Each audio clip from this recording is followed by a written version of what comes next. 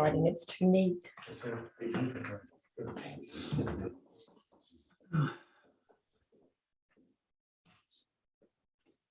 Hey, Sam. All right. Good to see you. That took them a Here she little comes. Okay.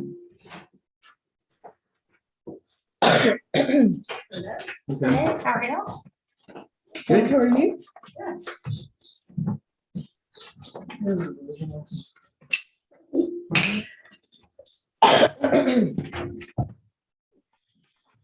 Took them a little bit. Thank you, sir. No problem. Remember how hot it is today. So when you say there's two, there was one to us and one to the board. Yes, this is the one I thought, I thought I had forwarded You it. did. I did, but I don't know if But everybody. I printed it in case we have to Oh, read it okay. tonight. And I left it somewhere. I didn't bring it. Oh, So okay. that was my concern. Total of 4 of it, right? Yeah, this is an email, these are just one set of emails. That's all there is. So this is the 26th. Second. Oh, Kitty, could you say something? Yes, can you hear me? Yeah, say it again. Can you hear me? There we go. Is that good? Very good. Very good. Is that Hey. loud enough? You hear us okay? Yes, I can hear you well. Good, good. All right, sounds like we're good.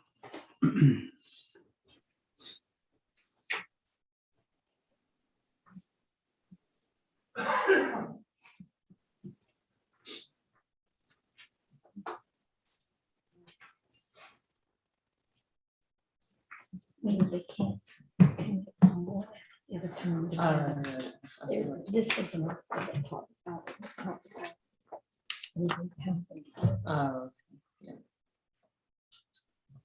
And you talk about, this is how they break it down. This is what Martha Beach was.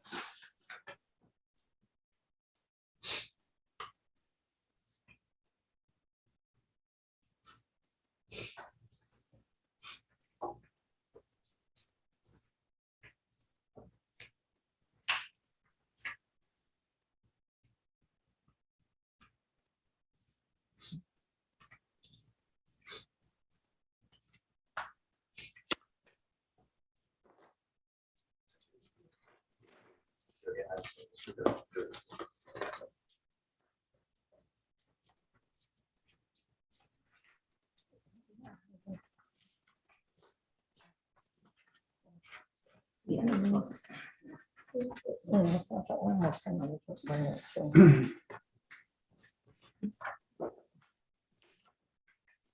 The dogs. First time I wore a contact. And so I told Tony, I was like, oh, it's taking some getting used to. And then COVID came, it was transmitted in the eyes. I didn't wear it for the longest time.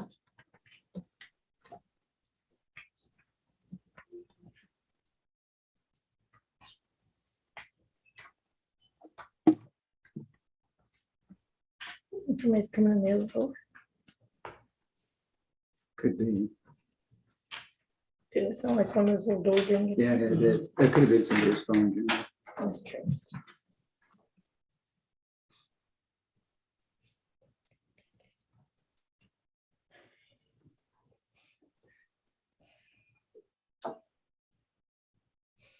Watch the pot never boils. No.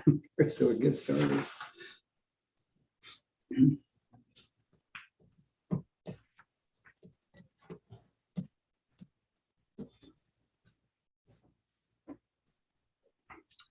Okay, according to the internet, guys, it's 5:30. I'll call the May meeting of the planning board to order. And just for the edification of the folks in the audience, Kitty Brunges is remote. We have a full house, all 7 board members here. Sam's up in front due to social distancing requirements. So first item, I would ask you to stand and join me in the Pledge of Allegiance. I pledge allegiance to the flag Flag of the United States, and to the republic for which for it which it stands, one nation, under God, indivisible, with liberty and justice for all. Next item is the approval of the minutes from the April 6, 2021 meeting. Does anybody have any comments, corrections? Yeah. So that was where the date was wrong but he changed it. Yeah, Robert got the date Okay, change. perfect. Is there a motion to approve? I'll make a motion to approve. Leanne, motion to approve. Do we have a second? Karen seconded. All in favor, say aye. Uh, Robert, that was unanimous. Our next item under new business is agenda item A. Review and discuss a text amendment merging chapter 92.28 and 155.7.15 and allowing for the rental of beach equipment. And we'll first hear from Tony. Chairman Smith and members of the planning board. Planning staff has amended the original text amendment application that Mr. James Todd, authorized agent for Cape Fear Beach Rentals LLC, submitted for the text amendment to chapter 155.4715E and 155.1715G. The current ordinance allows for beach equipment rentals of chairs and umbrellas by hotels and private clubs located immediately adjacent to the beachfront. The text amendment to chapter 155.715 was submitted by Cape Fear Beach Rentals, and it was not approved at the March 2nd, 2021 planning board meeting. This text amendment also was discussed at the April 6th, 2021 Board of Alderman meeting. And at that meeting, the board directed staff to take the item back to the planning board for consideration. The proposed text amendment would allow for other businesses other than hotels and private clubs located immediately adjacent to the beachfront to rent the equipment to the public. A definition was added, you'll see, for beach equipment, and the definition of ocean-related business activities was amended. And then chapter 92 was amended with some deletions and things like that. So we sent this is not our first time looking at this text amendment. This is something that staff really worked on. Myself, Robert, Tim, I went to our town attorney and other department heads got together and did the best we could for this text amendment. So we sent it out for review. And the reviews are about the same thing. You see the on page 7, the police department. This is police chief. Perhaps the only change required may be adding language affirming that the weather plan must not only be submitted, but also approved before the applicant is compliant with the requirement. Ocean Rescue Director Dave Baker, his comments was in everything looks good except the emergency lane. He always has concerns to keep that open. Shannon is the park ranger, and Shannon didn't have any issues with this as long as the emergency lane was kept open. We get to the fire department, and the first comments from the fire department are the same ones that he's had for the past 2 times this has come to the board. It talks about the emergency lanes, ruts on the beach. And he's talking about how busy the beach is. I'm not going to read everything, but I'll read you the last comments. He starts talking about in the middle of the paragraph, are the businesses going to be responsible for equipment during wind, lightning event, or is the customer responsible? And he goes into the Blockade Runner Surf Club. He seems that someone's supposed to right out front to grab the umbrellas. They have an attendant there, probably for those beach rentals. He says the current system is very well monitored. One concern he has is the wind lightning event where a business has products, all over the beach and customers just leaving. That was one of his concerns. Personal umbrellas are usually corralled by the owners, but what happens is someone gets hurt. I just wanted to read that. And then Public Works had a good comment about advertising. If you choose to approve this, he has questions about advertising, putting it on the banners on the umbrellas. And then, of course, this is probably going to generate more trash on the beach, probably leaving equipment, I'm guessing, things like that. He was just mentioning that. Katie from the Parks and Rec Department Same comments to staff. This may open up for other business to operate on the beach. They receive numerous calls throughout the year for other things. The unloading of the equipment, I think we've always talked about that could be an issue. Vendors finding parking spots, blocking beach goers, property owners, visitors, and so on. And then Katie's comment, should the reference to small beach games toys be removed? She just mentioned that. On page 8, the Campbell land use plan, this proposed text amendment appears consistent with section 5.4 of the town will encourage commercial establishments providing basic goods and service to year-round residents and visitors. Public notice, we've advertised this several times.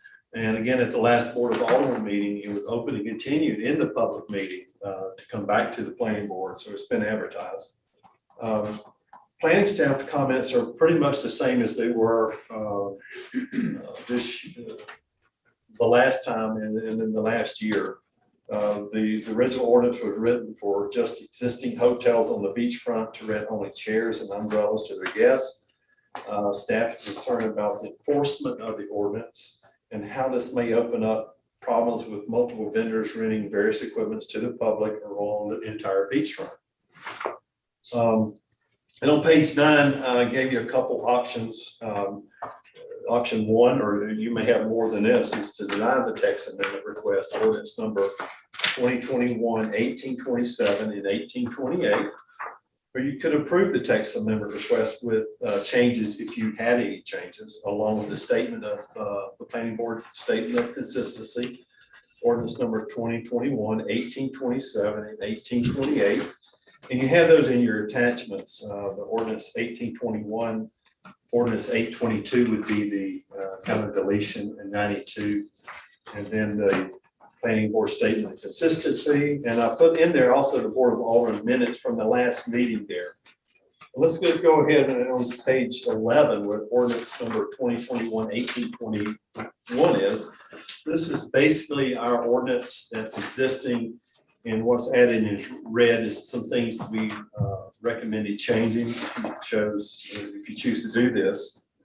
We changed the date in there under A to December 31st.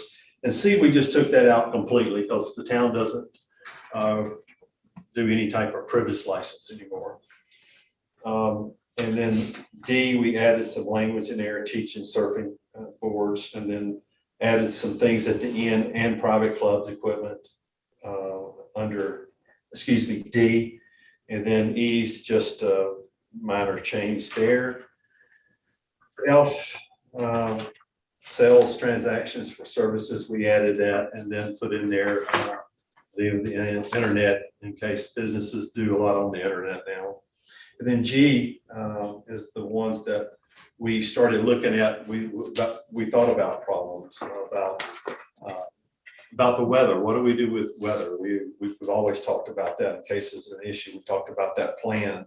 And then business vehicles shall not park in marked parking spaces or private driveways of the customers. And then business vehicles shall not impede traffic, block private drives or street ends.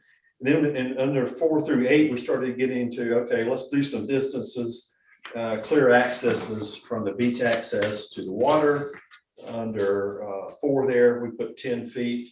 And then we put number 5 is the emergency lane. It should be 20 feet from the toe of the dune for vehicles. And then number 6, we put no beach equipment shall be closer than 20 feet on either side of the lifeguard stand. We thought that was important. And number 7 is time limits. So we started worrying about time. And these are the times we come up, 7 a.m. to 8 p.m. And then number 8, no beach equipment shall remain overnight on the beach and shall be removed daily at 8 p.m. So the rest of that is the same, penalties and things like that. And on page 14 is the beach equipment definition, which is new. And then we amended ocean-related business activities there on that one. And then ordinance 1822 is that deletion of 92. There's just language in both sections, so we needed to clean that up. And you have the planning board statement of consistency. If you have any questions for me, any more questions for me, I'll be glad to try to answer. Go ahead. Tony, can you tell me how the paddleboard, surfing, kiteboarding operate today as far as equipment and delineating, or how do they know whether it can be or not?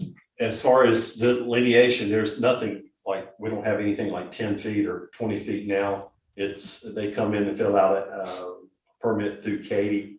She issues or denies the permit, we get a reference for insurance.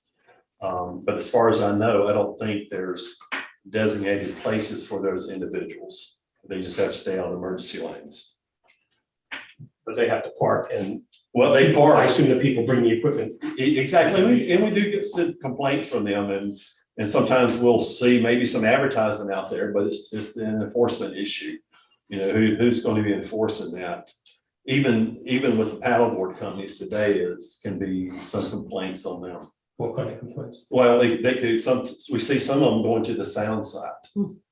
So at the street ends on sound side, in residential areas, that happens. Wind Plaza, things like that.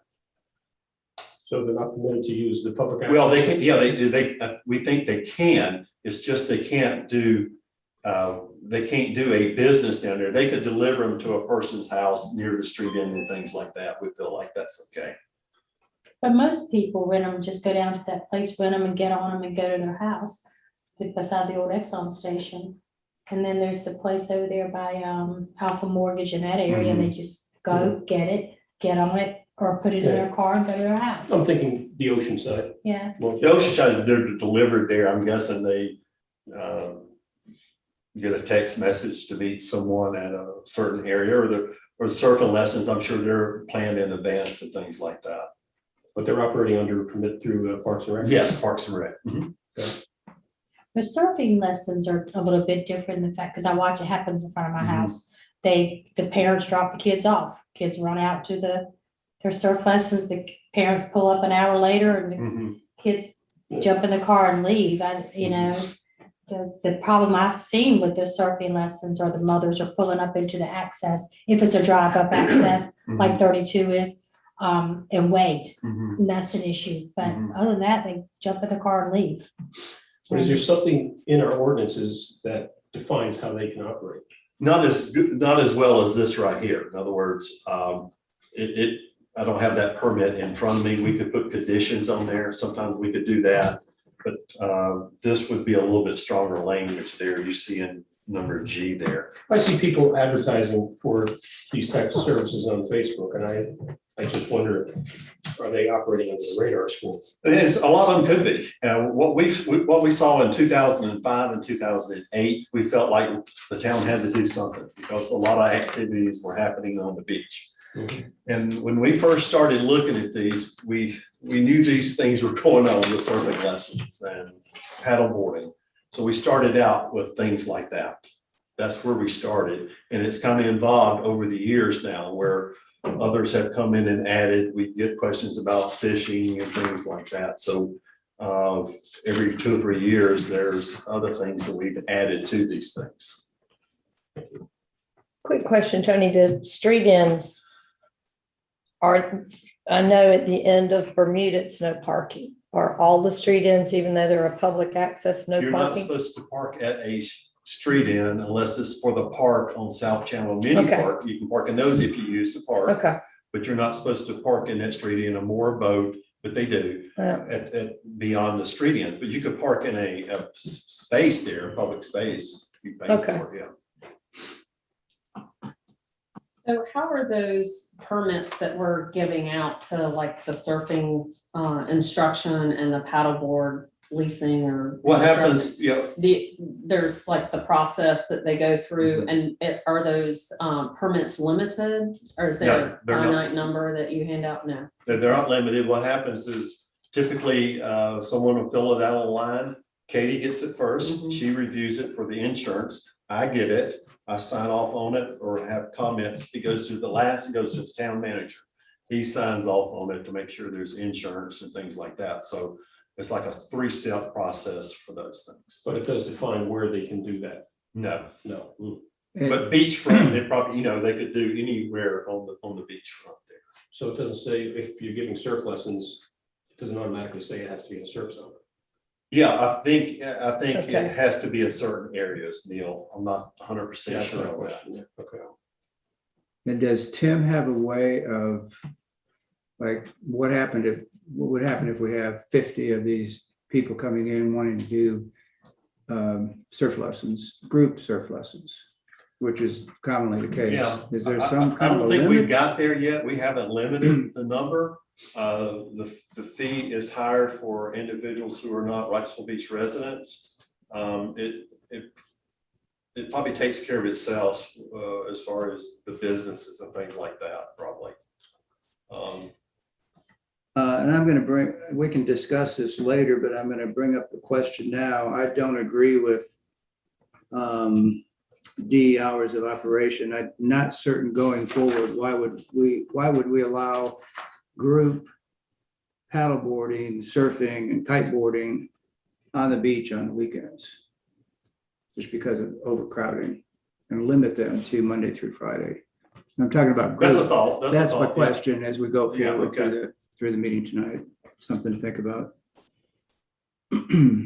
They may not want to be out there with the crowds. We do limit it on the holidays. Right, things like yeah, I saw That's that, all. yes. It seems to me that this whole thing about these other types of beach activities is not tight enough, or it's not clearly defined enough. And given that there's a kind of a backroom process that goes through, which is fine, but it doesn't necessarily, it's not in writing. Right, right. And I think to your point, what if it expands? And then, Tony, I think you mentioned the word fishing, or somebody mentioned fishing. Well, that came up a couple of years ago, the person never did follow through with that. He was trying to give fishing lessons, but he never followed through with that, so. Okay, but we don't regulate other than having a fishing license, No, surf casting, right? no. Gotcha. Did you have anything, Kitty, right now for? No, I'm good. I'm Okay, good. Sam? This time. So we good, and I guess everybody's good to now hear from the petitioner? Yeah, Sam Frank is here from Morden Smith. Sam Frank is, okay, great, next. You're on. Good evening. My name's Sam Frank. I'm with Warden Smith. I represent the applicant here. My colleague James Talent filled out the application. We worked together for the same client, just clarifying so many names about. From a procedural standpoint, appreciate you giving me an opportunity to speak. Is there also a public hearing to come following what I have to say? Will there be an opportunity for others in the public to comment, or do I need to incorporate that into mine I'm okay with it if the rest of the board is willing to hear from other folks. Okay. Are y'all okay with it? Can we have an informal, Can we? Shake of we wanna heads. put a limit on it? pardon me? A limit? Yeah, time limit, please. Sure. You know, if we get, I will, could maybe limit them to, I'll you talk can say a faster. lot in 3 minutes. So if the other folks is Understood. limited to 3 minutes, that'd be great. I'll speak quickly to give others a chance to speak if they'd like to. Great, thank you. Tony talked about the history of this. I won't belabor it. It's been a topic of discussion for some time. The planning board considered the idea several years ago, recommended approval of it, went to the board of aldermen. Aldermen seemed to consider it favorably, but did not act on it, tabled it to a following meeting, and then never picked it up again. The applicant, Ben Rhodes, is here with me tonight, and he can answer any questions you might have about in practice how this business would be operated. But from his perspective, the issue was settled based on the favorable comments that he heard from government. Until in 2020, he received a phone call and a notice of violation. He immediately stopped his operation the day that he was issued that notice of violation, and in turn looked to this board to reconsider a text amendment. And so topic of conversation has been here for a while. It's a well-evolved document that's now in front of you. That's not to suggest that in any way it can't be evolved further. If there are concerns or conditions that should be incorporated that haven't been addressed yet in staff's rewrite of the document, we are here and open-minded and interested to hear what those concerns are and how they might be addressed. As you understand, the code today would exclude residents and visitors to the island who are not staying at a beachfront hotel from the opportunity to rent equipment. And that's inherently unfair. This proposal will allow for anybody who visits or lives on the beach to take advantage of that opportunity through a well-regulated process. Nothing about the text amendment allows anybody to break the law. Nothing about this text amendment allows people to double park, to park at the end of the street where no parking is allowed, to litter on the beach, or to do anything else that would be offensive and inconsistent with the law. The way this thing is structured, the town will have a tremendous enforcement. It's a permit-based system. And so if any particular vendor acts in a manner that is inconsistent with the town's expectations, not only do you have the choice to enforce the law against that vendor, but you also have the choice to revoke their permit immediately. And I think that's important to understand, because it's a broad topic and there's a lot of aspects to this that you're not going to fully understand until you get into it. And therefore, having that enforcement mechanism available to me is a critical component of it. There's significant community benefit. As I mentioned, this opens up the opportunity to rent equipment to people who are not necessarily guests of those beachfront hotels. It reduces the need for single-use beach equipment and therefore reduces the likelihood of trash being left on the beach. It also increases the opportunity for both residents and visitors to walk to the beach or ride their bike to the beach as opposed to driving a vehicle, which could help reduce some of the pressure on parking and some of the pressure on traffic. Staff has done a very good job incorporating conditions that address the substantive concerns that have already been raised. And I don't want to belabor those. I think Tony's covered them well, but I do want to make sure that I've opened the door to respond to any questions that you might have about it. Understand that you've received 2 communications from folks in advance of this meeting indicating some concerns about the thing.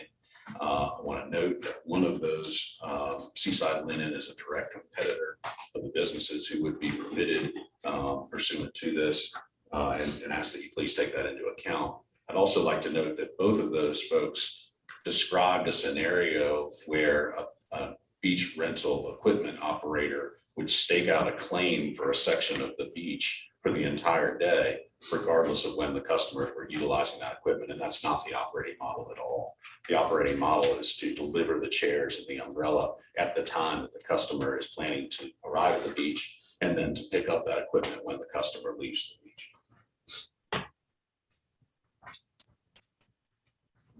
Comments off there. And I would like to, if it's acceptable with you, Mr. Chairman, reserve the opportunity to speak again if there are any public comments that we can contribute to as well. Yeah, that's normally, we normally do that. How many people do you have that you know want to speak? I'm aware of only one. Okay, that's great, because it really isn't a public hearing, but we all feel that if you've taken the time out to be concerned about this issue and come to the meeting, you should have an opportunity. But we do ask you, a simple, you can say what you want because it's public, but a simple, I'm in favor, not in favor is plenty for us. So just so we're not here all night for one thing. And Understood. And thank you very much. thanks. Let me introduce then Ms. Chiquetti to you, who's with the island. There. And please state your name and address. Carol Chickadee, 313 Hickson Place. And I'm the building manager of the Islander at 1704 North Lumina Avenue. A number of my owners use this service, and they have used it for years. I actually attended the planning board meeting in 2018 to speak on their behalf. I have an aging membership of owners, and for physical aging, medical issues, some of them were not able to use the beach because they can't physically carry the equipment. And this was a service that was very well received by them. So, thank you very much. Thank you. Thank you.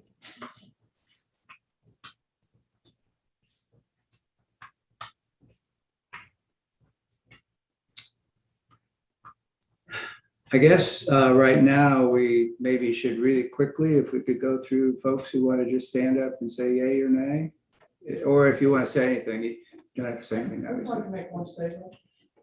Right? I would like to make one statement. Yeah, could you come forward and state your name and address, please? It's Eric Goldfarb. I live at 16 Southbridge Lane, which is right next to the access, access number 6. And I will tell you from firsthand, when this was been going on, the leasing of the equipment that was on the beach was, they would come in the morning, because I live right there, they would set everything up. I didn't come back until the evening, and that was my gripe about this, is that they stake out a large area with these large tents, and they stay there all day. In fact, they were not even taking back the bags, they were leaving the bags at the end, the sandbags at the end of the access point, because they're bringing back 4 hours, not convenient. So that was my gripe, is that it's not happening just when somebody wants it. What I saw was it comes first thing in the morning, plant the stakes, the end of the day, they come and take it away. So I'm opposed. Thank you. Thank you. No, Yes, sir. Good evening. My name is Eric Evans, and I have the home at 18 Southridge, right next to Eric Goldfarb. First of all, I want to compliment you because this beach is so well planned. It really is. You have a thankless job, and the proof is in the pudding. That's the reason people want to come here. It's because it's a quaint family town with nice neighborhoods, streets. And whenever you or the aldermen say no to something, you're saying yes to something else. And I'm asking you to say yes to what we've had going on here, which is a great thing. My family has been coming to this beach over 100 years. My great-grandfather would travel on the train from Charlotte down here with his family. I have newspaper articles talking about it. And we've had property here, we owned for over 32 years. I have postcards in the 40s from my great-grandmother at Wrightsville Beach. And so I love this beach, and it's so well planned and organized. And it's not Myrtle Beach. I've sent an email. I won't take your time. You can read my email, but I would say this: sometimes leadership requires having foresight. There's no parking. There's no parking for this type of activity. And so what will happen is human nature. They'll have to find a place to park if they have a lot of equipment. And I had one neighbor tell me, well, Eric, they'll come at 3 and 4 in the morning and they'll park and then they'll load and they'll be there all day. And I'm going to tell you right now, the fine lawyer said that the model is to deliver at the time it's needed. I don't see that happening without parking. Everybody knows there's no parking. I will tell you this, I do not believe the Board of Aldermen will approve this. And I believe that they think that you will not approve it. And I believe there are more people that are not here because I've talked to them, my neighbors, they say, I can't believe the town would approve this. I'm asking you respectfully to please don't go with this amendment, because once there's a legal term, it's called opening the door. And even the lawyer used that term. Once you open the door, it's hard to shut the door. And I'm asking you to say yes to what we have. We're glad that we have the ordinance that we have now. This is not the kind of beach that cedes control of our beach to an equipment company for profit, because that's what you would do. They would set things up and that would be their space. And then the more they can do that, the more limited beach space there is. And believe me, the more they can do, the more money they can make. That's the profit motive.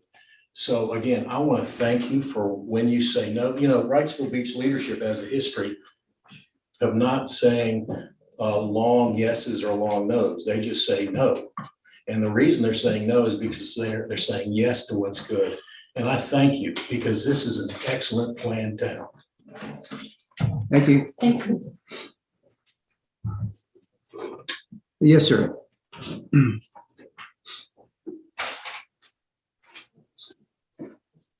My name's Alan Barker. I live right next to beach access number 5. One down from where the previous 2 folks live.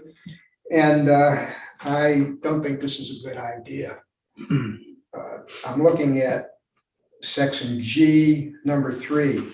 Business vehicles shall not impede traffic, block private drives, or block street ends. I had a house on South Ridge, which is where Beach Access 6 is, for about 16 years. And I've been next to Beach Access 5 now with a house for 5 years. So that's 21 years, not 100 years like the other fellow, but 21 years. And in 21 years, I've seen traffic impeded, private drives blocked. I've seen my mailbox blocked so many times during the busy season because it's next to the beach access. I have to go out and meet the postman, beg people not to be in front of my mailbox, which happens to be a federal violation, but people do it all the time. I mean, this is what it's really like down there. I appreciate what the fellow from Warden Smith said, and that's his job. But frankly, he indicated that people couldn't receive this equipment any other way. I thought that it can be brought to where they're renting a home, where they're staying, and then they can carry that to the beach. And I'll tell you what, I'm retired. And I appreciate what the person from the Islanders said, but I'm retired and I live a few blocks from you, and I volunteer to help anybody I'm 73, but if somebody's older than I am, or even younger, and they can't get their stuff out to the beach, I will volunteer to take it out there, I promise you. We don't need this. The current situation is fine. Also, there's a big difference between surfboards, which are or part of a physical activity on the water, stand-up paddle boards, things like this, and an umbrella. I mean, they're two different types of item. So, you know, that's all I wanted to say. I'm against this. Thank you for your. Thank you. Yes, ma'am. Again, Susan Barker, Okay. same address. You did mention, and I thank you for letting us come today. But you did mention that you wanted us to speak if we took the time out to come, and I have written emails to you and all of the reasons that we are opposed to this, we've listed above. And I just wanted to reiterate my opposition to this change, because what we have is very good right now, and there's a plethora of problems that can arise, and we just don't want to see that happen. Thank you. Thank you. Yes, ma'am. I also live on North End, and same issues as everyone else. I also will volunteer if I need help. And my son will volunteer also. Same issues as everybody else has said. I've also sent emails to all of you. My name's Jean Keel, sorry. Mhm. And I just wanted you to know that I'm opposed to this also. Thank you. Thank you. Yes, ma'am. My name is Lauren Goldfarb. Eric is my husband at 16 Southbridge, and I am opposed as well. Thank you. We all good? All right, thanks. We really weren't supposed to do that, but it helps. I mean, we might as well do it now because it really does help all of us all make a good decision. So, did you want to say something else, Sam? Do you mind if I just briefly? Do? Sure. Thank you. Sure. No need to say again that I'm in favor. I'm in favor. The Board of Aldermen, I just want to say a few things in response to the substantive comments that you just heard. The Board of Aldermen should get a chance to consider this. And the staff's been working for years on trying to come up with appropriate language. I think they've done a fine job. And so please make your decision tonight independent of what you think the Board of Aldermen will ultimately do. The Campbell Land Use Plan calls for you to provide or adopt regulation that allows for the provision of basic services and equipment to visitors and residents alike. And this regulation is consistent with that. the way that the text amendment has been proposed, there is no requirement that you issue any number of permits to allow this. You can restrict the number of permits issued on a year-to-year basis or even on a month-to-month basis, however you choose to operate them, to regulate the volume of this type of activity on the beach. So not only do you have the means to pull a permit from someone who doesn't play by the rules, you have the means to preemptively try it out, see how it goes, and restrict the volume of business in a way that you feel adequately balances the need to provide basic services to people and also protect the character of the beach. And then finally, I just want to reiterate that there is no aspect of this text amendment that allows anybody the right to violate the law, whether that be in the context of parking, littering, noise violations, or anything else. All of those aspects of the law remain exactly as they are. And in fact, your ability to enforce those things that are addressed in specific conditions is greater under this model than it would be without it. Thank you. Thank you.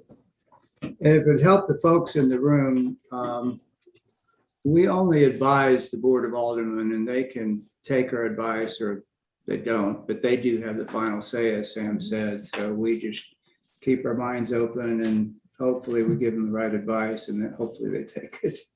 But that's our job. So, so I think what we'll do is open it up for discussion for the board members. And I don't know if you just want to go down the line with questions or. I do have questions of the attorney. Of the attorney, sure, sure. Yeah, we'll have questions for Sam, I'm sure. So yeah, if you want to come forward so you can hear Neil's better. Is the owner here? The guy that's Pardon me? running- is the guy that's running Yes, I business think he is said Ben was here. Where's Ben? Pardon me? Oh, I Mr. thought Rhodes is somebody here. else. Oh, he also wanted to speak, I think, right? Sure. Or just Yeah, absolutely. be up here on He's here fire. and available to answer questions Okay. about the operation. I'm Ben Rose. I'm the owner of Cape Fear Beach Rentals. I've been through the process twice. Right. I do have a question for you. Sure. When were you issued the citation and when did you stop operations? It was August, maybe August 12th, and we stopped that day. I talked to Shannon Slocum, who issued the permit. I said, hey, Shannon, I've got this group. I'm going to set up today and then we're done. So all we did at that point was drop stuff off to residents. We didn't do any more setup on the beach. Okay, and I'm just trying to understand when the Board of Aldermen heard it, it was set, when I went back and read the minutes, it was postponed until a later meeting, which was supposed to be their retreat. Right. And it didn't get discussed, but yet it was still against the ordinance, right? They had not changed the ordinances, so it was still not allowed on the beach, but you continued to do it. So the discussion was, it was basically, we were in a gray area is the way that we, I guess that's the term we settled on. There was no permit for it that we could pull. There was nothing directly in the beach ordinance or in the town ordinance that said it was against. And that's in discussions with Katie, many meetings with Tony and Tim. Everybody was on board with what we were doing. The problem arose, we pulled a permit with Silver Gold Motel, which is at Johnny Mercer Pier. And then we were actually out on the beach, which the town hated. We pulled back immediately. That's what sparked all the conversation. And we just operated, just walking it out, setting it up, and then going back, picking it up and leaving. So we didn't have to stand on the beach anymore, per the town, didn't want that at all. So that's how we ended up just trying to do the walkout service and setting it up as opposed to, the term has been like Myrtle Beach. I completely understand. That's not what we're trying to do. We really just want to be able to go set it up for our customers at their beach access, wherever their house, condo, or hotel may be. Where is your business? Where do you? We're operate? online. We had a partnership with a few different places in town, but with us being in a gray area, it makes me very nervous to put a lot of capital into a space. I lived on the beach for years, just moved off the beach at the end of last summer. I was there for about 13 years. I know the prices of, the store beside Banks Channel was a place that we looked at. The prices are just astronomical. So we operate an online business. Customers go in, book their equipment. They give us their address of the house, the condo, wherever they're staying. And then we would set up at the closest, most convenient beach access. So it was an online operation. So you drive up, where do you park? park at our customer's house if possible. We have 2 people in the truck at all times, so we would drop somebody into access. The other person will go find a parking space if they're able to. Access 5 was mentioned a bunch, access 4. I mean, 2 of the busiest accesses in Wrightsville Beach. So we would literally drive up to access 4, drop a man off with the equipment. He would go do his thing. The other guy would hang back and then he would come back and pick him up.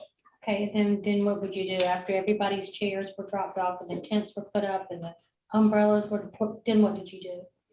What do you mean? Did you go back to your office or back to your, Yes. and so with that said, what happens when a storm blows up and it comes up like that? So of You course. got to go get everything. Yeah, it happens a lot. It happens with people who are just going to the beach who didn't rent. We try to educate our customers on the daily weather report. We have storms possible at 1. If that's the case and we have time, we go and grab equipment. We ask them to lower umbrellas, we ask them to lower canopies, whatever they can do to help us out. We've been very fortunate in that customers are understanding. I mean, at the beach, you can see it coming in a lot of times. So we do our very best to be proactive in that and get everything off the beach. We've been caught several times where canopies have been broken, umbrellas. We always scoop that stuff up. We get it off the beach and we take it and we get rid of it. We don't take it, to the top of the beach access like any other random beach goer would do. We take it with us. It ends up going away from Wrightsville Beach totally. So somebody mentioned more trash. I think that's the complete opposite. As Sam mentioned, it gets rid of the single-use stuff that you buy at Wings that you're going to get rid of at the end of the day. The crappy umbrella that blows over because there's 25 to 30 mile winds every day. We have an umbrella anchor. We install every umbrella with a Mike Spikes, North Carolina guy who made it. It's done tremendously well. I mentioned the bags. We did have a customer last year at Southridge Lane. She rented a house for the entire summer. She was there every day. People do come and go from the beach. So I'm not going to go grab the canopy because she comes in for lunch, kids want a nap and then go set it back up in the afternoon. That one in particular would go out in the mornings, use it. She would come back in the afternoon to the house, go back again in the evenings. I came up on her several times after 6, which was our hours, and she was still there. So I get the concern and I understand staking a spot on the beach. We do our very best not to set up anything up until the customer's arrival is imminent, and then they text, call, let us know they're done. We do our very best to go pick it up. Like I said, that's a special situation because we have somebody who's there every single day for the whole summer. They rented that house for the whole summer. So it's tough for me to tell her that, if she wants to use multiple times throughout the day, that I'm not going to have it available for her. How many trucks do you have to pick? We only have one. I have some people that work with us that we use their vehicles sometimes, but we mostly get it done with just one truck. And how many employees? Last year we had 4. How many beaches do you serve? This one in Figure 8 Island. Okay. And the issue of having the sandwich board and stuff out on the beach is over. The what now? The sandwich board that's on the beach advertising your services, that's on your website? What is it? A sandwich A board, sign. advertising sign? Oh, no, so that's not us. That's bid address and that's not. That's not a different company. Our No, it's equipment on is your com- website. No, the thing on the bottom of the sand, that's a totally different company. Okay. We have nothing at all on it. We have blank canopies, blank umbrellas, they're forest green. We don't want to advertise anything. The only thing I've thought about doing is putting a QR code. I mean, in our business, you really do hurt yourself if you don't advertise, but I know how Wrightsville Beach is. I understand, and I knew from the very beginning, we didn't want to do that. We don't do it at Figure 8 Island. They allow us to operate out there. We don't advertise anything. Everything is very discreet. You would not know that it's a Cape Fear Beach rental setup, except for you see me out there, pounding the thing in and putting everything together. And it looks like a nice setup, but there's no advertisement whatsoever. And to be clear, the conditions would basically forbid any sort of fixed kiosk or other advertising. Yeah, I understand that. My problem with conditions is we have no way of enforcing them. Everybody will argue that That's we a do, huge but we thing. don't. That's huge. So that's the town's problem. If we put a condition on here, we have to figure out a way to enforce it. I don't know how it all works internally, but I do know we've had a great relationship with Shannon Slocum. Dave was mentioned, Jeremy. These guys, we've been around them for 5 or 6 years. If there was any issues whatsoever, they would come up. I feel certain when I got to the zoning violation, Shannon called my personal cell phone hey, Ben, where are you? I need to talk to you. I told him where I was and we met up and talked for 20 minutes. So it's, There's also if someone sends you a timestamp picture of a kiosk sitting on the beach that says Cape Fear Beach Rentals on it, you can immediately revoke the permit for violation of that. In other words, Ben's business is entirely at risk if he fails to play by the rules that you've established. And so I respect completely that you can't have 10 officers patrolling the beach all the time. But in this context, you have an amazing hammer to swing, which is good leverage to compel compliance. Now, figure 8, you don't do setups on the beach for somebody who's not staying at that house on the beach. well, you can't, I mean. figure Okay, eight's so a you different can't say beast. figure 8's equal to Wrightsville Beach, because you do public accesses here, they don't have that. Well, they live across, if you live across the street, I mean, you have to walk down to Right. beach path number 4. But you'd park in their yard, their driveway, unload and carry it over for them to the beach. In most cases, but I Okay. mean, if, like I said, things are different there. You're Yeah. correct. So, but I mean, we pull beside beach path 4 if there's a space for us to pull. I mean, contractor, just like they do here, they park on the side of the roads. We don't do that in Wrightsville Beach because we get parking tickets.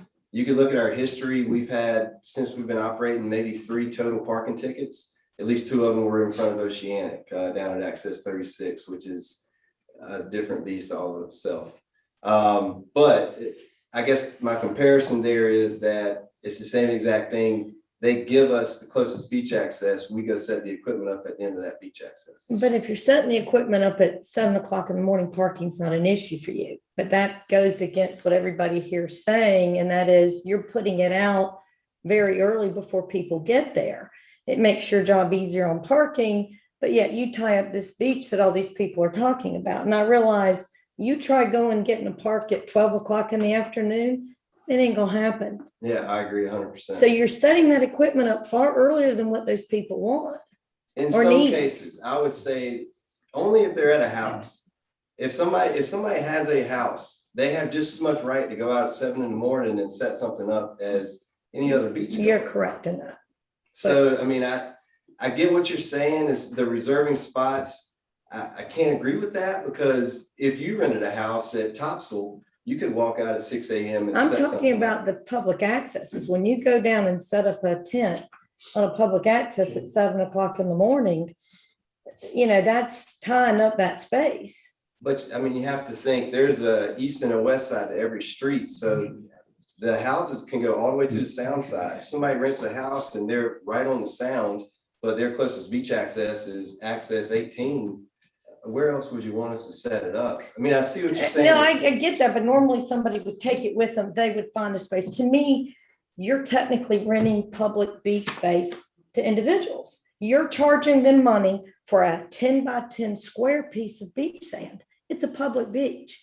I got a question, does that not go against North Carolina state statutes? I don't know, and I'm not saying it is, but when you go and you set up a tent and you reserve a space, yes, somebody can do that, but they're not paying to do that. You're collecting money for this public beach space. Yeah, and Cheryl, you bring up a very good point, but I think it's probably something we should be You're discussing. right. Not to, No, that's cut fine. you off, but that's probably things that we should. be My discussing. interpretation there would be they're paying us to rent the equipment. Okay, And then we're taking an extra step to go set it up for them. They Okay. direct us where they want it. You know, it's not like we just pick and say, hey, go here, this is where it's at. all right. You know, they say, hey, I'm staying on West Henderson Street. I like it at the end of access 18.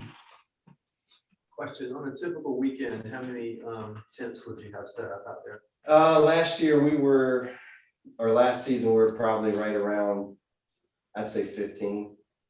On a busy Saturday, plus a handful of umbrellas. So, I mean, and that's spread out from, I mean, we have we have folks at Shell Island that call us because they'd rather have a 10 by 10 canopy as opposed to an umbrella, especially when there's kids involved.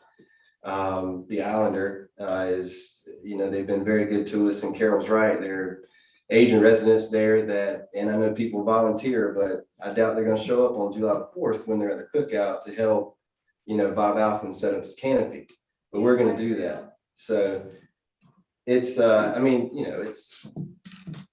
Oh, I have a question, please. Sure. I think you partially answered it in that, where do you do your business? And essentially you do it from one end to the other.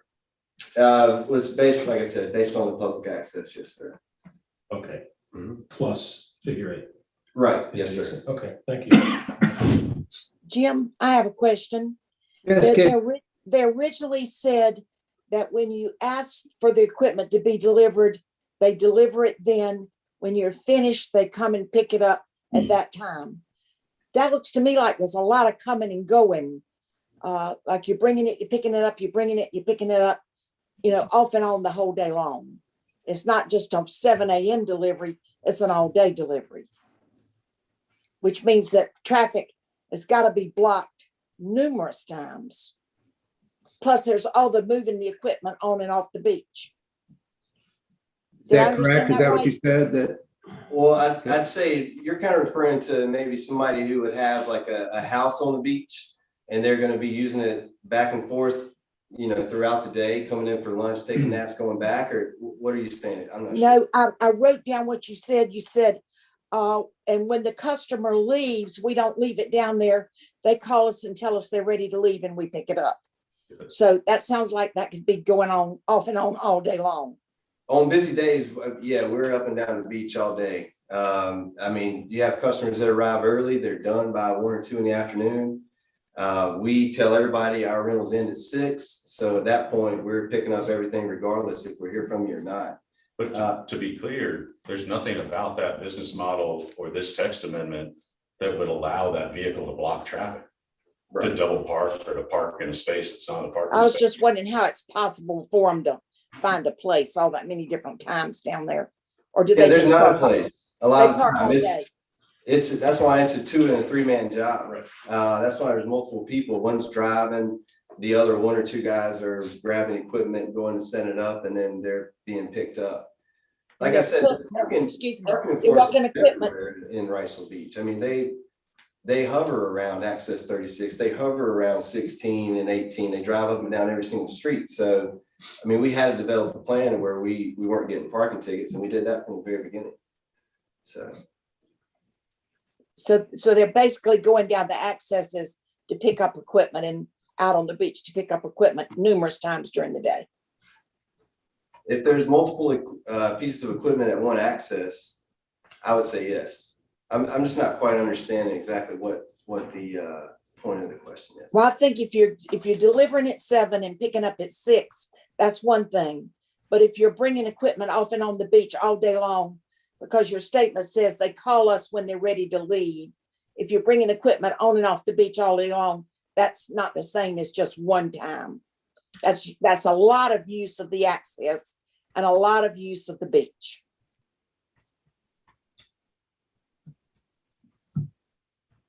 all right, we're gonna go ahead and discuss it among the board members and, All right, you should have any further questions. right, thank you, thanks. Well, I'm gonna throw this one out here. I don't like the fact that this is all combined. I think we need to advise the Board of Aldermen to bifurcate these ordinances. I think there ought to be a separate ordinance for the sports rental instruction activities, and a separate ordinance for what I'm gonna call permanent beach equipment, which is permanent for a day. I don't understand, it's combining apples and oranges, it seems to me. I would agree. I agree. So I guess we probably have to vote on all these things, but I heard a couple of agrees. And again, coupled with that, Tony, my opinion is, I think we ought to limit the weekend hours of operation of the instructions.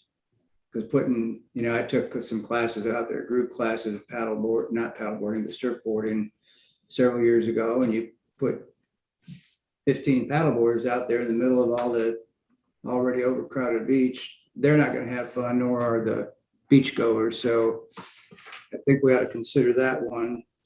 And I'm thinking as we work through all this stuff, should we think about eliminating umbrellas, rental umbrellas altogether, and just having them do the tents if this was to move forward, because the umbrellas are they're the weapon when the storm comes up. I disagree with that statement. I do too. And I'll So just then share, that is, here is Horry County's, Myrtle Beach is outlawed, pop-up cabanas, any of the shading devices gets into all their things. The only thing they're allowed is a 4x3x3 for infants and very small children. They can have a circular shade no greater than 7 feet 6 inches. Umbrella is defined as a collapsible circular shade consisting of natural synthetic, and it goes on because what's happened is Myrtle Beach with all these pop-up tents, the lifeguards can't see what's going on. The ATVs cannot get into ocean rescue, and it's created problems. So North Myrtle Beach, regular Myrtle Beach and Surf City have all limited the use of those during the summer months. All you can have is an umbrella. I think that the statement that, you know, there's no way people can violate the ordinances in this. And it's almost self-policing as far as infractions that you just have to get a picture on a phone that says, look, they did this. Right. This thing just takes us down a slope that is so slippery. For all the reasons you just said, I believe that you can't see the water at some point. You stake out space. The umbrellas, the canopies, when they get in a big line, you can't get from the top of the beach down to the water without doing one of these with your own goods. You know, if you want to sit closer to this just doesn't feel right whatsoever as far as turning it into a business opportunity. Well, my last comment is the thing that bothers me about this whole thing is I feel that we have a responsibility to provide this service to elderly people because they can't get equipment to the beach, even if they live on the Or beach. somebody with a disability, Yeah. handicapped. I mean, I get that. So, you know, in an ideal world, it would be kind of nice, and we could send this advice to the Board of Aldermen too. Perhaps over long term, we ought to provide a physical building where business could use that building. They'd have to apply for it and operate it and be a, independent business, but maybe we've got 3 of these shelters on the beach where they could have all their equipment right there. And when the storm comes, they get it in quickly. My only reason for saying that is for providing this So you're opportunity defining the for opportunity is quite different than elderly people carte and blanche, handicapped. rent equipment. Just a And I don't thought. disagree with the thought, but you but- approach it from a totally different direction. Yeah, it's a if whole that's- different If that's what program. you're trying to solve. Um, The other thing is, the reason you can read that list of what's going on in Myrtle Beach is because they went down the slippery slope. And now they have to keep tightening it up and tightening it up as, new services and goods. I come back to the, what is it, the claim of the county use, I forget the words. County land use plan. No, not the plan, but what we have to say. So the statement of consistency? Yeah. Exactly. So you can't just let any opportunity, every good and service is not a good or service.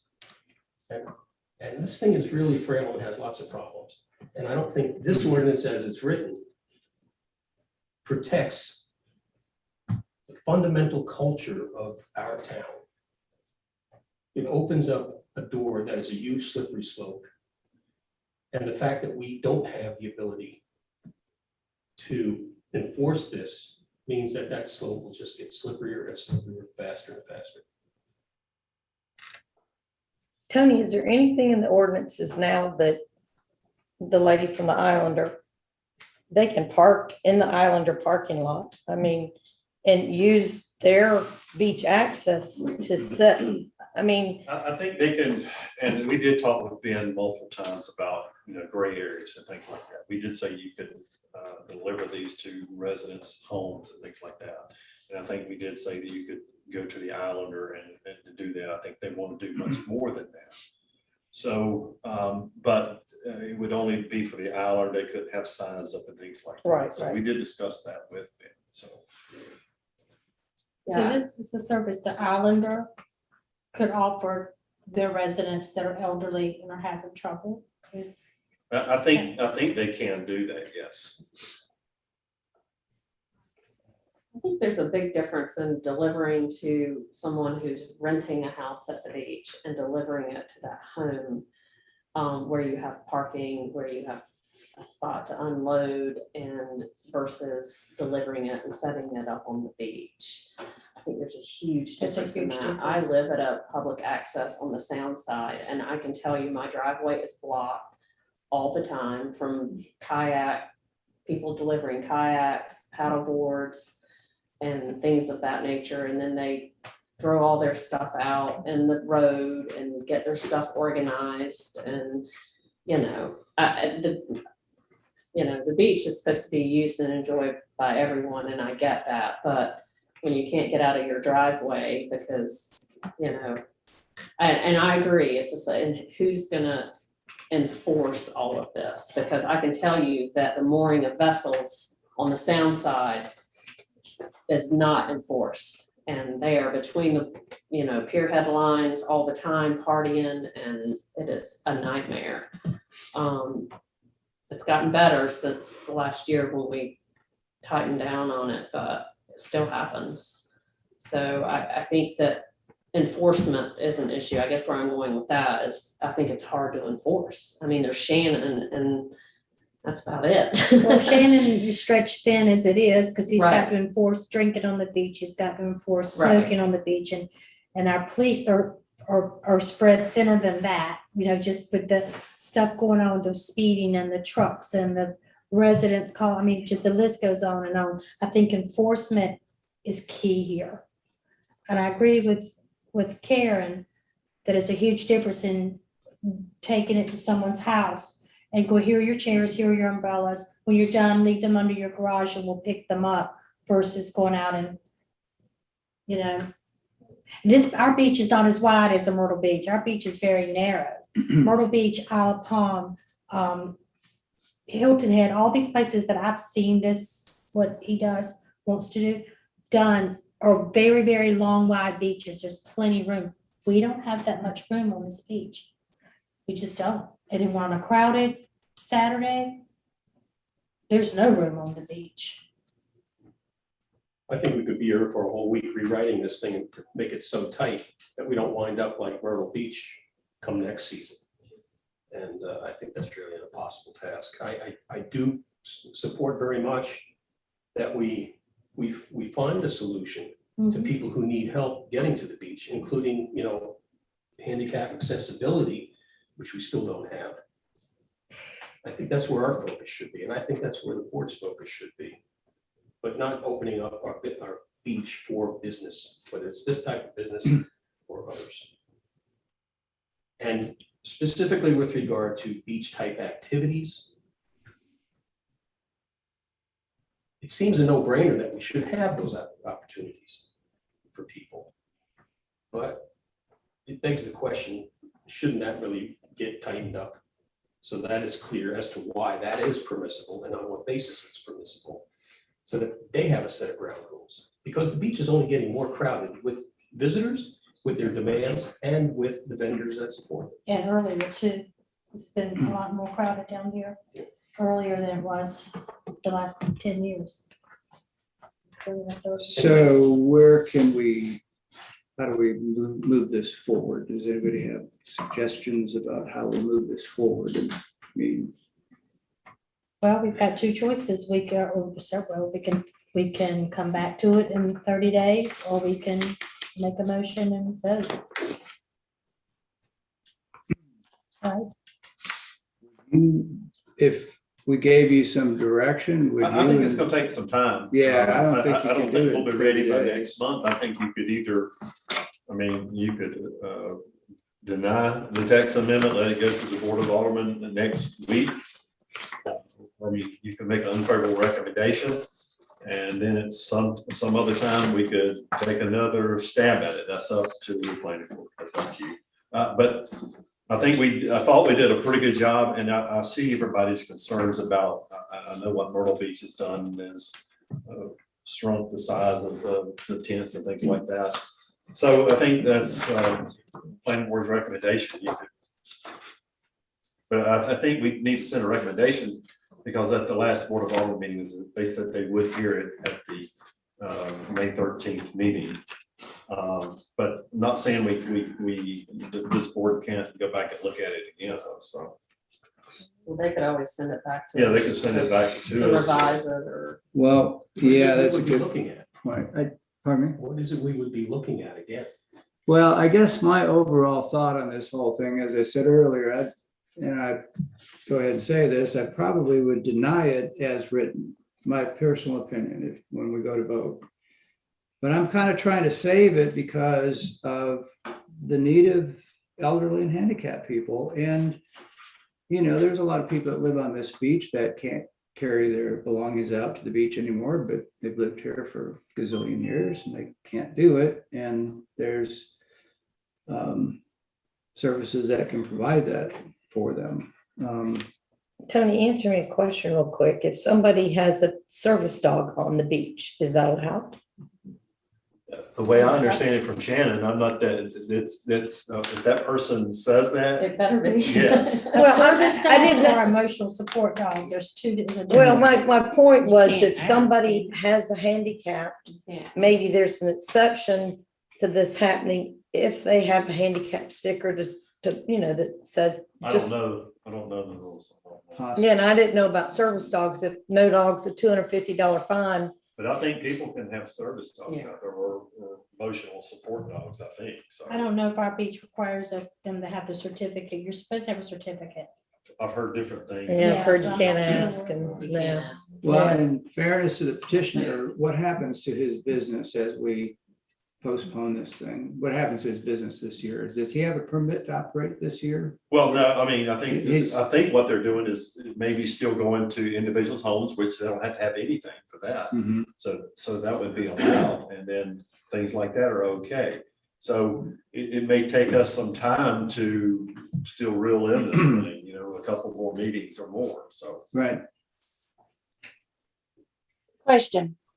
Are we gonna postpone it again just to discuss the handicap part of it? No, I mean, I don't think we ought to keep postponing it. I think we can do a vote and then let the Board of Aldermen decide if they want us to work on a handicap That's my situation. thoughts too, Kitty. That we do our recommendation. Yeah, good point. And then let Good the point. Board of Aldermen fine tune it. If, in reference to that. Okay, so now we have to coin a recommendation to the board.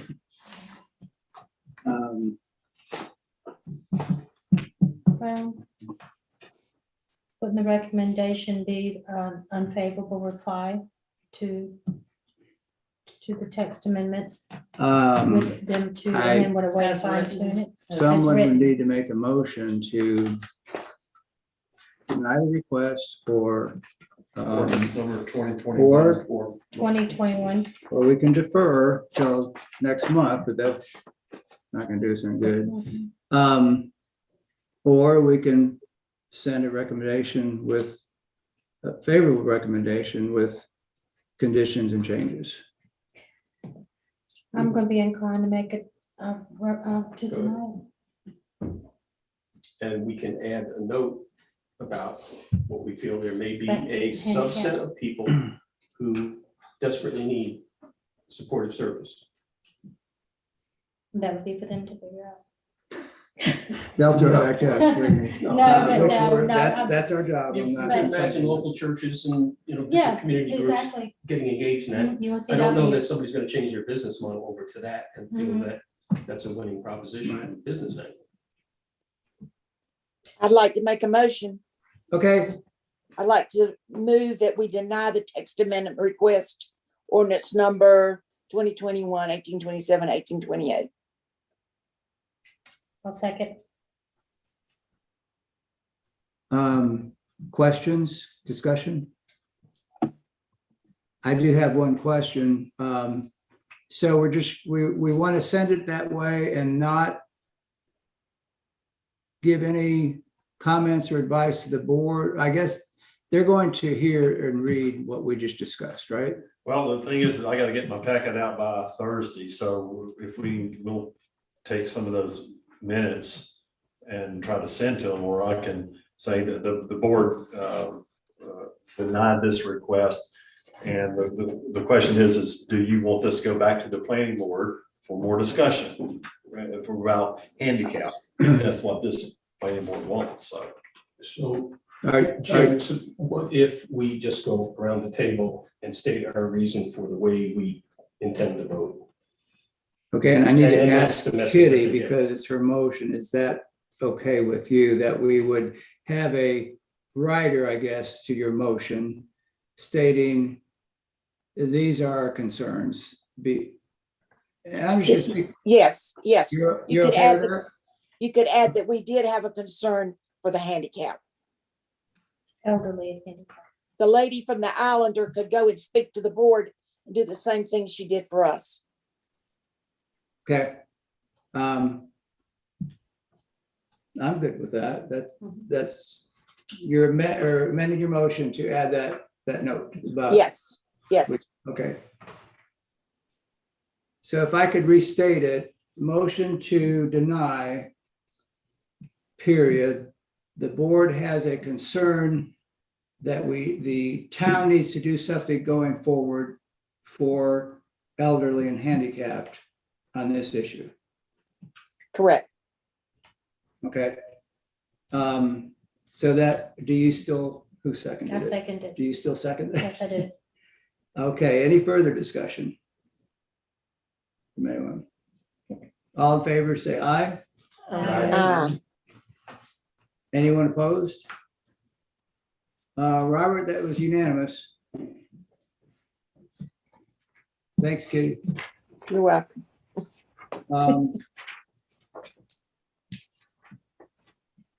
We have to do what we feel is best for the town. I'm sorry, but we can't please everybody. Now the fun part. What do we got? Ooh. I gotta get back to the agenda here. Yeah. Oh, agenda item B? Mm-hmm. You think that's fun? I was being facetious. Okay, discussion on the size of utility stands / platforms. Thank you for letting us come. Thank you. Thank you for coming and caring. Yep. Good to see citizens here. He may have given you a call. I will. You had a clear room. Yeah, they're not interested in the air conditioning stands. They didn't want to hear this fun part. Chairman Smith and members of the planning board, we're discussing our continued discussion of HVAC utility equipment stands. In our last meeting, we talked, we were all concerned about the size of them, the units, and we were the planning staff was asked to get with fire chief, New Hammer County Inspections. We did, and Duke Energy on these, some of these requirements, and they're getting so large. So we did come up with some more information for you. I don't know if it helps a little bit or hurts, but we did discuss this at our last meeting, and on page 25, there is what's allowed in the setbacks. Then on page 26 is probably some of the information that I got from New Hammer County Inspections. The fire department, the chief had some comments here. He looked at it and he starts talking about, they're getting large, and when you have one on one side, you only have 5 or 6 feet. If there's a fence there, that is blocked. He did have some concerns about enclosing the areas under there, where we did discuss that last time. He had concerns about that at fires. And then we talked about the discussion of, well, it does look better enclosed somewhat and then leaving it open, but it tends you to put stuff in there, more and more stuff. Flammable stuff. Yes. And then I talked to New Hammer County, and we, as far as the stairs, that is a Duke Energy requirement. And it's not to read the meters, it's to set that meter for Duke Energy to set it. It's for Duke Energy to come back and take it out if there's an issue. So they don't use it to read it. So that was one of the things. And And it's also a 5-foot depth, right? Well, typically they're no more than 3 feet is what we do, what we put them as. Their requirement may be 5 feet, but we don't make them, they're only like 4.5 feet. Okay, yeah, so it's your permanent fixed. Right. deck, yeah. maybe we ought to take up a fund to buy them a ladder. I mean, I don't understand, but Well, it just doesn't make any sense. But anyway, go ahead. for some time, a long time ago, we did get away with what they call a ship's ladder. We would, Yeah. you would see a few of Oh, those yeah, attached yeah, to it. Yeah. Yeah. And that Like seemed bunk to beds. work. Yeah. I don't know what New Hanover County would do if we did that, or I don't know what Duke Energy, it would be interesting to see what Duke Energy would do if they get there and the steps are not there and there's a ladder there, so. But we did last time talk about, some options. We could limit the number of stands to 1 for each structure, but if you got a duplex, you could have one on Right. 2 yeah, sides there, yeah. so. Could we limit the length of the stand? We maybe could, and we definitely could not allow the bottom to be enclosed, if this is what the planning board wants to do.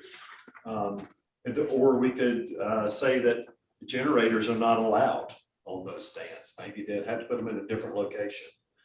I don't know if that's a good idea or not. And the question is, I started to reach out to some of these architects, designers to get some comments from them, but I didn't do that yet. So let's see if they had any comments, but I still feel like, some of these houses are very large and they're just going to keep getting larger and larger. Yep. So, And people are gonna figure out ways to put more equipment out there. and, yes. The builders are a bit more creative, just like we've already seen in the year and a half I've been, or year, couple of months I've been on the board. These builders are getting more and more creative. Developer, they're building the houses with the flat roofs and digging down, and next thing you know, you've got a pool, so they're gonna get creative as well, not just the. And I think we did some good things with Florida ratio on the elevated pools and things like that. I think that was a good idea where if it's over 4 feet, that counts. I think that was a great idea. On these, the question is, we could limit it to 1, if it's single family, 1 on one side only. I mean, that's something we could definitely do. For sure, yeah. And then, When you say 1 on one side. well, one stand. Okay. They might wind up putting. But then they want to some- put one next to you. One big Well, one. like the That's a picture one on- family, right? The picture on 21, on page 21. I made reference to this at the last meeting, that picture, the top picture on page 21, is it me or is it just the angle that's a very narrow? It must be on a different 31, I'm page. sorry, 31. 30. I got glasses, y'all. Yeah. I I've still got the can't- survey on that property and that's, Yeah. it's 4 feet. It's 4 I feet did, between when you that wall. brought it up last time, Yeah, I went there and I got the survey and I can forward it. to So you. what is it supposed to be? They can be 4 4 feet. feet? Okay. 4 feet. So in Okay. other words, they can be 4 feet into the setback. And She got it I 3.5. assume that the equipment is actually covered, Right. that's why it's so tall. Right. I was just saying that right here, like if you had Yeah. a fireman or somebody had to get. They're just using that for So, storage. but then that's 3.5, that space is 3.5 feet if the fence is on the wall. Oh, this one's for storage. Yeah, he said he thought the equipment was in there. That's No, storage. it's up above. Yeah, that's, No. yeah, No, I'm saying it's up above. and Yeah, covered, yeah. It's just contiguous. because I got a bunch of neighbors that are hustling, trying to get their stands closed in Before before we do anything. They can't get anybody to do it. Nobody wants to work. So is it the pleasure of the board to go ahead and make a motion and vote and a recommendation to the Board of Aldermen to change the ordinance? Well, the thing so far we've only talked about is the enclosure of the bottom probably and limit it to one side. I think those are maybe improvements, but we may have other ideas. If you live beside it, does it look better with lattice over it or? I will say, and I live next door to this one here, it looks very nice and clean. Now, those boards are already warping and twisting, Right. lumber does, but my concern is, John homeowner sticks his gas blower in there or the gas mower, and I know these people aren't gonna do their own yard work, but they might have a gas blower to clean up from time to time. Now there's flammable liquid stored underneath in that enclosure. That much closer to your house. Yeah, and there you go. And if that wasn't enclosed, that gas would be in the garage, further away from my house. Is it actually enclosed or is there some space in between where it can breathe? There's space where it can breathe, but I don't think if it was not enclosed, they wouldn't leave a gas piece of equipment out in the rain, Right. because the rain's gonna blow in there. Right. So they'd stick it in the garage. That's my concern. Now, yeah, I would prefer to have it closed for aesthetic purposes, but So what about people who have outdoor showers? And an outdoor shower under their HVAC thing? that's not flammable. No, but then, you know, That's my concern. You're characterizing, the Yeah. slippery Are they slope allowed- becomes, you have to start making the list of what can and can't be there. You still can't enforce it, so it's just. Yeah, Yeah, I Just- mean, people are gonna, I mean, they may get a permit to do whatever and then come back Yeah. 2 months later and do yeah, and something there else. again, we can't enforce. Yeah, I What mean, you're happens not after gonna be able Tony to issues a enforce permit, you that. don't have it. I just, On page Capacity. 32, that top picture. That's clearly storage. You can't, the people that have gas in their home to cook and whatnot, they're not allowed to enclose those gas things. Tanks. Pet tanks, are they? On the outside, they may can put a screen around them, I would think, Hmm. but it couldn't be in a, like But an they could enclosed do it room. enclosed like this, like on 32, for example. Yeah, they probably could, because They as could. long as it gets air in there. They may could, yes. Okay. Frankly, once they start to rust, you wish you had covered. You it. wanna, I mean, the bad thing is, we can spin our wheels trying to do all that, but I rode down looking particularly like at your street, which because of all the new constructions where we do see a lot of the issues. The one house that caught on fire, I mean, they've got shrubs so big. I can understand why the fire department couldn't get through. So how do you enforce plants? You can, I mean. So any different, yeah, I mean. So if you didn't do that, you can have a fence between your properties where the firefighters would have to go through a gate, so you still have those obstacles there, so. But I mean, these people have so much hedging. You couldn't fit down that between particularly that right side of that house. there's a good example of that across the street from me. It's like a fortress of bushes and trees, and you can't get between the condos and the house on either side. There's no room for, zero room. And I don't So know it's how not you even enforce just that. these. Last time we spoke in terms of limiting what can go on the unit, the stand. We're now talking about the dimensions of it, and the location of it. We also talked about other stuff has to find a place within the footprint, not in the setback. And I mean, if we just make that as a recommendation, because that's what we're really doing here now at this point, is making a recommendation to the aldermen that they should consider something Mhm. that starts to clarify location, size, and what can go on it, and everything else has to find a home elsewhere within the footprint. Right. And, you know, the Maybe devil's the gonna, roof or whatever. I mean, the devil's gonna be in the details of what's a reasonable size. Well, I was looking at some air conditioners, I was looking at my own and the ones that I can see, you know, pretty easily in the neighborhood. Mine are large, and I have a small house. Yeah, they're large. They're But large. They're getting the house behind larger me and is taller. larger, and it's got these dinky little things. Now, they're older, and they make a lot of noise, but I guess they make them larger now. And code does require space in between them. So it's almost like something that has to have some mobility to it over time as the size of the units that get spec'd. There's its footprint, and then there's the ancillary space between footprint, and then that's it.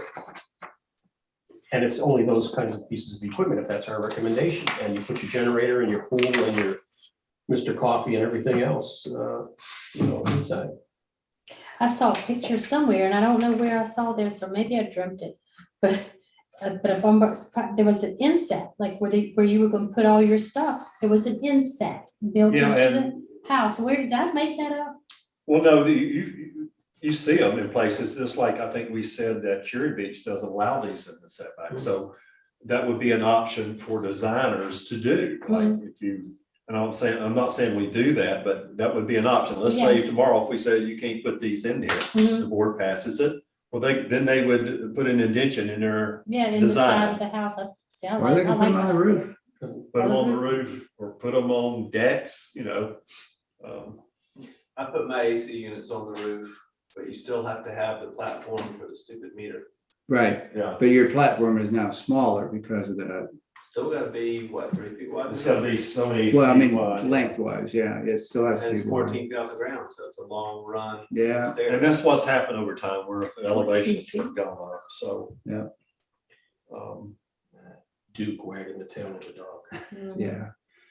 I like them when they're covered. I like them when they're covered, and I like the idea of you being able to go 4 feet into the setbacks to put them on. I think if you start limiting that, that's gonna be a nightmare. Limiting what, the length? No. The width of it, Yeah, the what. Or limiting if Yeah, you well, can I- enclose Limiting underneath. whether it has to be inset into the. okay, The house, the plan or whatever. I mean, I think you should be able to do what Okay. we've always done and have it encroach 4 feet. okay. But I do think it should be limited to the size of what is And- on there, and- like the one that's next to you. There's 5 air conditioning units up there, and if they put a generator up there, that's fine too. But there's clearly way more space And on that's, that Well, than, the pool pump's going up there, and the pool heater's going up there, and you know, on and on and on, and I'm Yeah. saying, 3-story unit, 3-story building, you get space for 3 air conditioners. And I might cave, if it was the world according to Jim, 3 air conditioners and the generator, and that's it. Anything else you've got, it's gotta go on the roof or in an inset in the back. If you want it, you've gotta figure it out. That would be my thought, and I would even just say 3 air conditioners, you know, 1 for each level, because it's gonna be a 3-level home probably. You figure out a place to put your generator. If it's an inset, or why put the generator? You know, basically that's it's a noise generating Yeah. apparatus, very loud. Why stick your neighbor with that problem? They did it at the corner of South, right across of where you come off the end of South Luminar with Blockade Runner. That house that just got built beside the lot where the Blockade Runner parks cars. That guy, he's got all his units and a generator on a stand, and it's a lot. So I think what we can flag to the alderman is the world has changed Yes. quite substantially. Nationalism. And the option on flat roofs opens up an option of also where to place things, but generators, I mean, maybe I live under a rock, but I don't experience them. But we're tight in, we're, you know, small plots and older houses, whatever. But I can imagine if one showed up next to me, I would really be ticked off if it was running, or it was, you know, being tested on a weekly or monthly basis. Right.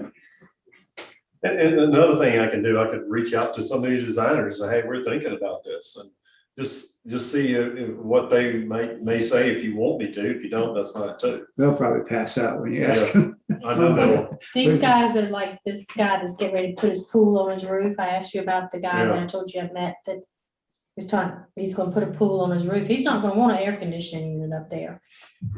Well, you couldn't do that if you didn't have a flat roof. So then you're forcing people to have a flat roof so they can put Yeah, their you can't, air is your roof conditioning. flat?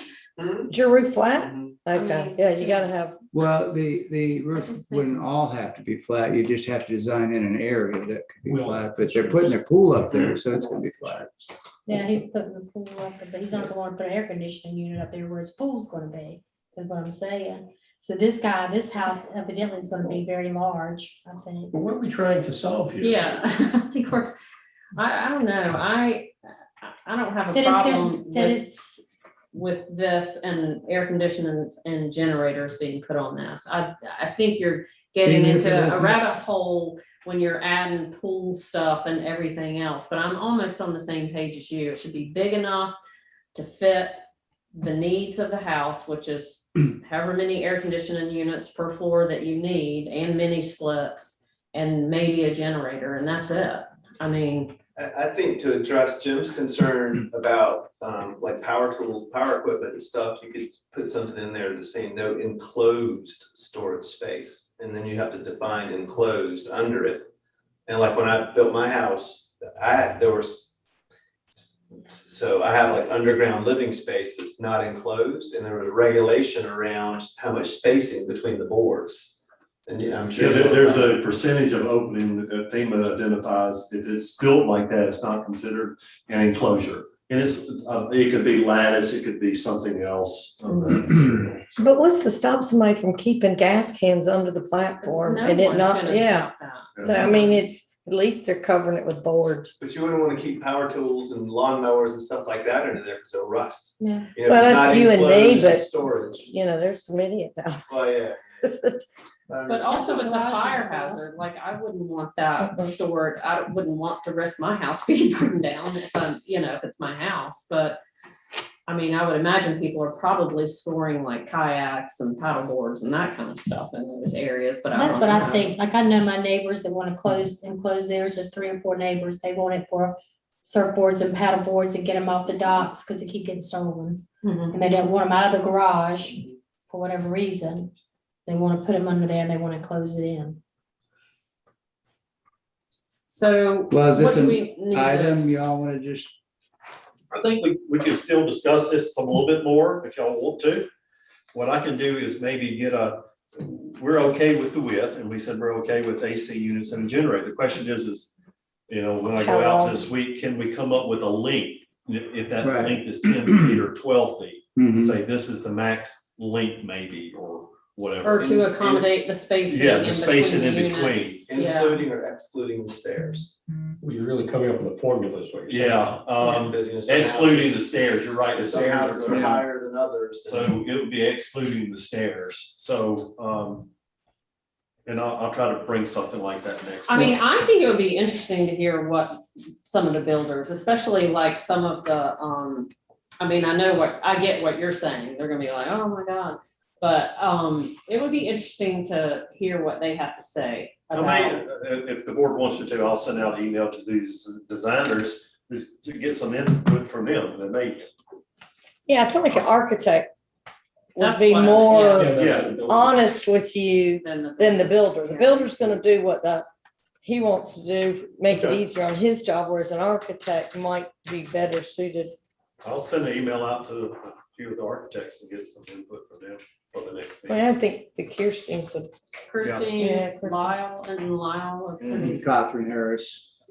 He's done a bunch Yeah, of he them would be on the good. beach. Who I else? I think it's gonna be hard to, come in there and patrol something. I just wondered if the fire department, at times didn't want to ride around and warn some of these homeowners, do you realize if we had to access your house, we could not get through either? Do these homeowners realize the fire risk that they're under? But that's Do a you good think that idea, people though. knew that they'd have to fight that fire from the water? I don't think they're thinking, I don't think. Oh, no, they're else more think concerned about about it. how the house looks. And don't get me wrong, I mean, that's a great And I am too, thing, but that's the yeah. one thing I want to Yeah, make sure, but- like, you can walk underneath my air conditioning, you've got a clear passageway. They can get through either side of that fence, is why I don't put a lock on the gate. And one thing I hadn't mentioned, one thing we could do, and I'm not saying we do, you could say cantilever. In other words, you wouldn't have to have the pilings. You would either do the 45 I degree. took a picture of one the other day. So Well, Buck and I talked about that several years ago. typically you do it on the ocean front, because that's where you're gonna get wave action. Right, Here's the house on Lumina. Is that what? Sorry, there's no posts in the ground. right, this one right there. We'll click on the picture. Yeah, Is it's that what you- cantilever, yes. Yeah, And they're doing that at that house on the corner of, 1701 North Lumina, but Yeah. Lagoon and, yeah. yeah, they're doing that same thing. yeah. So other than their trash can, and see, they have a ship's ladder for some reason. And Ship then ladders for the meter. That was before, before Duke Energy. yeah, but Was that's one quarantine. thing you could do Yeah, they the do have- cantilever. The only thing we do is we may get some complaints from homeowners saying, vibration from the units or whatever? Does it vibrate the house? And I don't know if those new units would. I feel a tad from mine. If you're Okay. sitting against that wall, it's not bothersome, but you kind of think, okay, I know the air conditioner's running or the the heat. But it would be cleaner from the bottom if Much we cleaner. did that, so. Now, the other good news about this one next to me, because we've discussed our landscaping, how that's, everybody pretty much puts a walkway through there and leaves it open. Now, that one you were talking about though, yeah, some of those are just loaded with, it's like going through a jungle in between the houses. Yeah. And there's nothing, I guess, we can do about that, but theirs is gonna be easy for the firemen because it's gonna be a stone walkway, just a loose gravel. But, all right, so we're going, the group, we're just going to, We'll have some more information next meeting, and discuss it another time. okay. So is there any other items? Oh, there is some other business, but anybody else have any other business that they want to bring forward? Nope, I'm good. Okay, a question came up. I guess all of us got an email from the attorney that they wanted to talk to us Yes. before this. I did not get that email, I didn't Okay. either, but. Okay. but I don't, But there was several of them that said they emailed us and we didn't get their emails. Several of the people. I got an email from the attorney, Mm. late yesterday evening, and I reached out to Jim this morning. I wasn't comfortable. I just said, kind of, Private meeting. They wanted to talk to us one-on-one. I had an excuse. I was out of town. I said, I'm sorry, I just got your email. You told me that we got them. I hadn't read them yet. And physically, I wasn't in town until about 2:30 this afternoon. There's no way I could meet with them, but to clarify, when that comes up again, my understanding was it's okay if it's a text amendment, but not a rezoning issue. Is that correct? Or quasi, a CUP, That's- I think it is okay, yeah. That is okay. Not a CUP or anything like that. Robert's got something. Yeah, a text amendment is a judicial decision, so that it's okay to communicate that way. A quasi judicial decision acts as a sort of almost like a trial, so that's where you can't talk about things outside of the hearing setting. and that's then with the even- CUP. Even like today for the text amendment, it's up to the individual planning board member if they even want to meet with them. They don't have to meet with them. No, you don't have to. That's right. So we just want There's to no clarify. liability or anything like that. On text. Because we're not a. an As long as, elected as long as it doesn't turn into some type of conditional use permit, the next step. Well, it goes back to when the Commodore Club was gonna open and Sam sent me an email and said, could I have some of your time? And I said, well, let me check and see. And I called Daryl and he said, yes, just don't make any promises, and I was like, and I went and met with him. But I had no desire to. You and I both met with him, I think. didn't Yeah, we? you did too. I met with them, Ace met with them, one-on-one. Yeah, one-on-one. To look at and it. that's sort of, go look at the space, whereas with this, it was a little Yeah, difficult. they wanted to make a Couldn't phone talk. call you and talk to you, and I It's just, yours. I was very professional and just said I was I've got them. no free time. No, they might be yours. The comment They're that- yours. The He comment gave that me Daryl, because I contacted him and said, is this appropriate? He said, yes, it's up to you, don't feel obligated, and should you feel a threat come from them or a promise, where they seek a promise, he said, Walk away. he said, contact the town attorney. He said to me that when he was on the planning board, he would not have done it. That's what he said to me. If there's no further comments, do we have a motion to adjourn? I'll make a motion. I'll second. Yeah, everybody wants to do it. I know. Karen made the motion, Leanne I'll second seconded. All in favor, say aye. Aye. Take care, Katie. Thank you. Yeah, Thank thanks, Kitty, you. for your, Bye, Kitty. How you feeling, okay? Yes, I hope I can be there next time. Good. good. Yay. I'm walking on 2 feet. That's good. That is good. Are we off camera? Off? Maybe